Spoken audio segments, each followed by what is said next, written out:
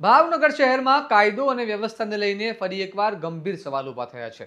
છેલ્લા કેટલાક દિવસોથી શહેરમાં સતત લૂંટ, હુમલા અને ગુનાહિત ઘટના સામે આવી રહી છે.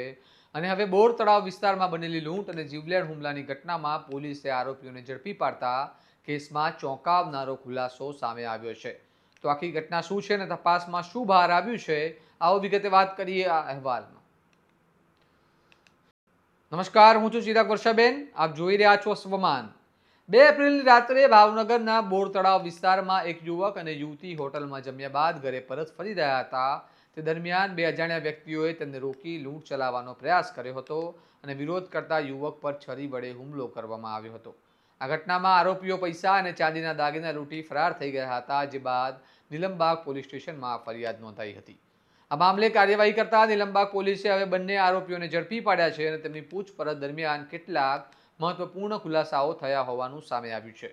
પોલીસ સમક્ષ આરોપીઓએ દાવો કર્યો છે કે યુવક અને યુવતી અંધારામાં એકાંત જગ્યાએ હતા અને તેમણે તકનો લાભ લઈ લૂંટ કરવાનો પ્રયાસ કર્યો, પરંતુ વિરોધ થતાં પરિસ્થિતિ બગડી અને હુમલો થયો.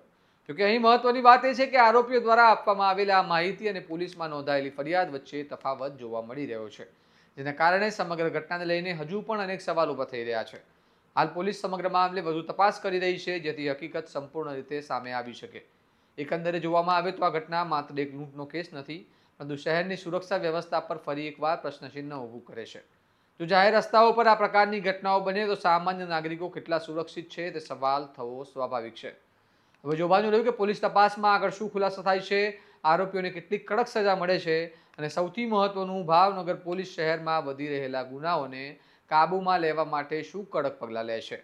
આ મામલે તમારું શું માનવું છે, અમને કમેન્ટ કરીને જણાવો. અને આ બાદ વિશ્લેષણાત્મક અહેવાલ માટે સ્વમાનને લાઇક, શેર અને સબસ્ક્રાઇબ કરવાનું ભૂલશો નહીં. નમસ્કાર.